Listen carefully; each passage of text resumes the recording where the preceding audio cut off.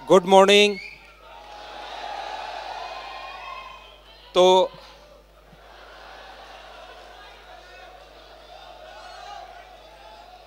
जैसा सर ने हमें काफ़ी सारी चीज़ें अभी बता कर गए हैं, इन चीज़ों से अगर आप लोग अब मोटिवेट तो आप लोगों को होना ही पड़ेगा और सिलेक्शन आप लोगों को लेना ही पड़ेगा।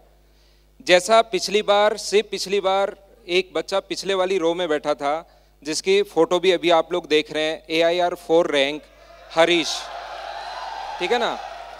वो 2019 का जो फेलिसिटेशन प्रोग्राम था उसमें जस्ट पीछे ही पीछे बैठा था या ऊपर किसी रो में बैठा था, और उसके बाद उसने उस दिन डिसाइड किया कि मतलब मुझे भी आज इस पर आना है, और 2020 में एक्साइज इंस्पेक्टर और 2021 में जो सिलेक्शन हुआ AIR 4 रैंक थी और MEA में उसका सिलेक्शन हुआ।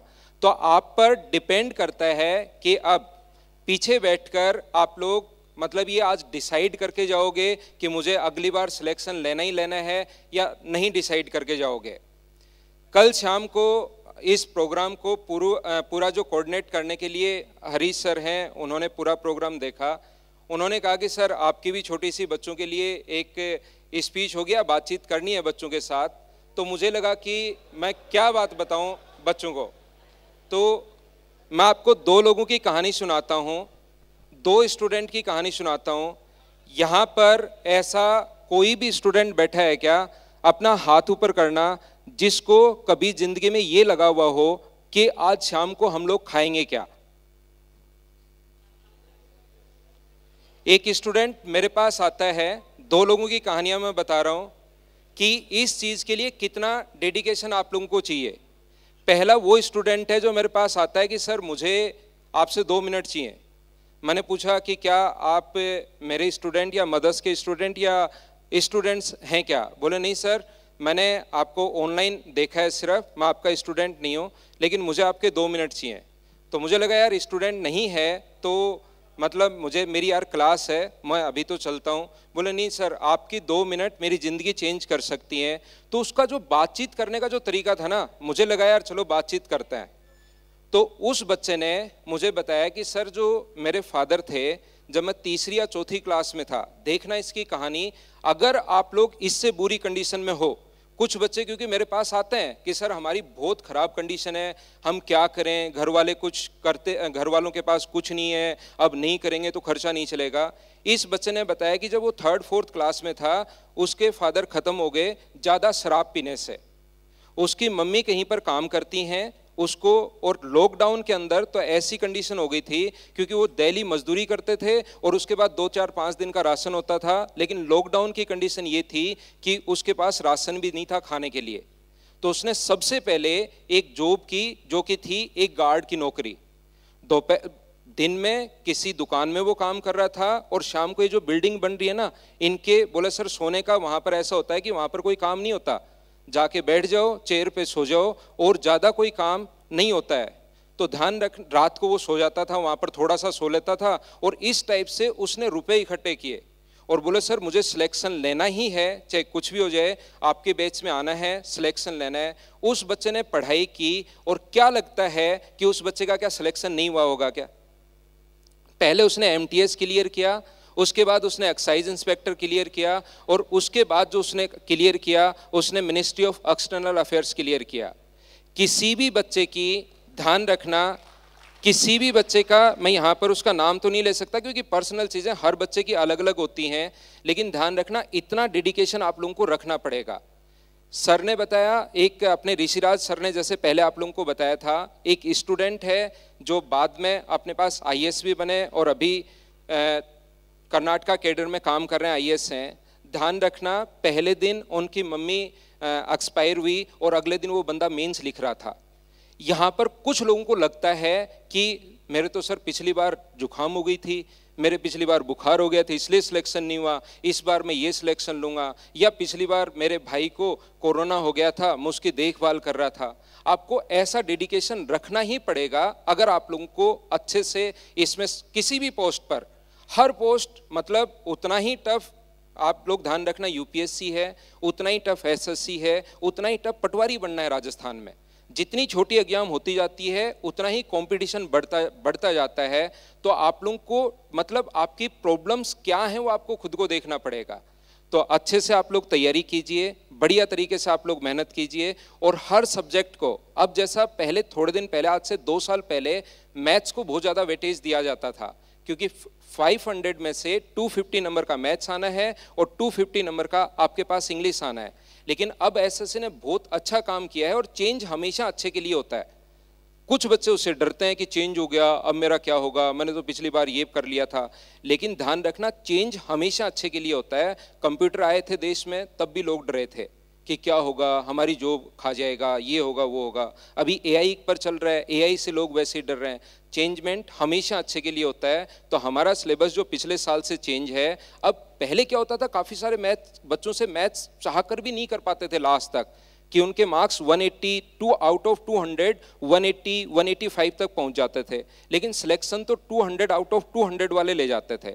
अब थोड़ा सा ठीक है, मैथ्स का वेटेज भी है, इंग्लिश भी है, रीजनिंग भी है, जीके भी है, कंप्यूटर भी साथ डाल दिया, तो पांचों सब्जेक्ट आप साथ पढ़िए। कुछ बच्चों का इंटरेस्ट 2 सब्जेक्ट में अच्छा हो जाता है, जैसे मैथ्स रीजनिंग। टेस्ट पेपर देते हो, अपने पास टेस्ट होते हैं, आप लोग करते क्या हो, 200 में से देखता हूँ नंबर, 100 नंबर का मैथ्स और रीजनिंग आना है फ्री में, उसमें आपके नंबर आ रहे हैं 95।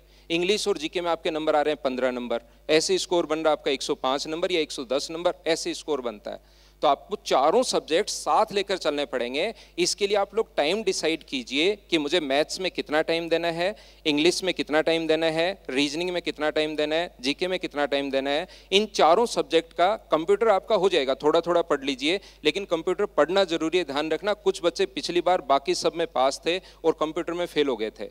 तो आपको चारों सब्जेक्ट के लिए फिक्स रखिए कि मुझे 2.5 घंटे मैथ्स के लिए देने हैं, 2.5 घंटे इंग्लिश के लिए देने हैं, 2.5 घंटे जीके के लिए देना है, और 1 घंटा मुझे रीजनिंग के लिए देना है।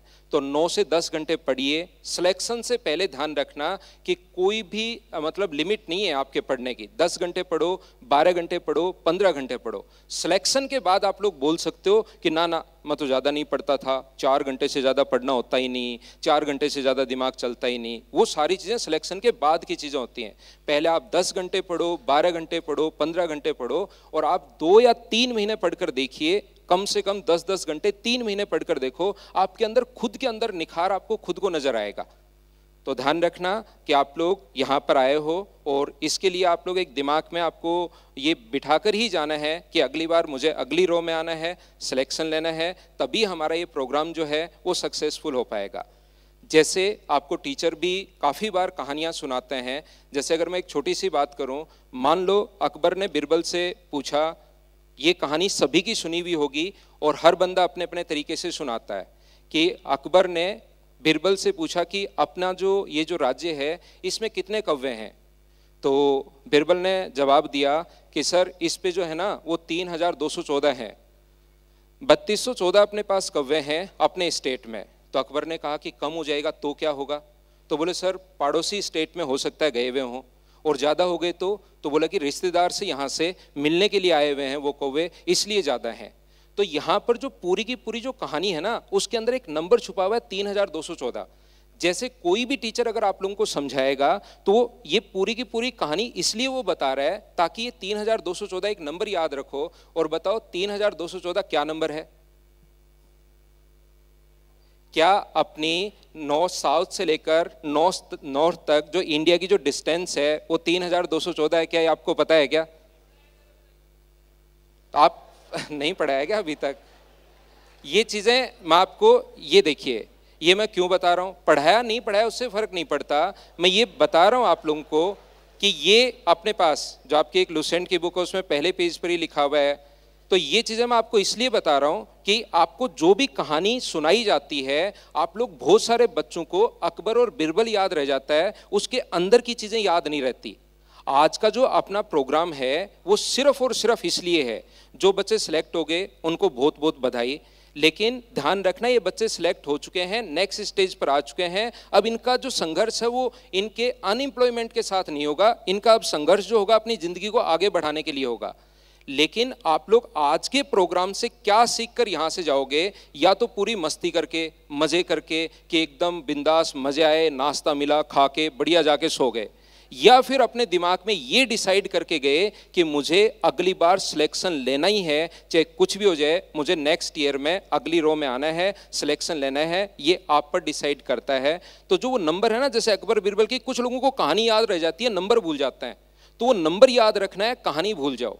ऐसे ही यहाँ पर जो आज का प्रोग्राम है वो जैसे ही अपना धीरे धीरे आगे तो बढ़ेगा, लेकिन याद रखना सारा प्रोग्राम भूलकर पूरी मस्ती करो, पूरे मजे करो अगले 2 घंटे तक, लेकिन उसके बाद एक मैसेज आप लोग याद रखना कि मुझे अगली बार सिलेक्शन लेना है और 100% सिलेक्शन लेना ही है, चाहे कुछ भी हो जाए। ये बात ध्यान रखना। और बस इतना ही। Thank you. जय हिंद।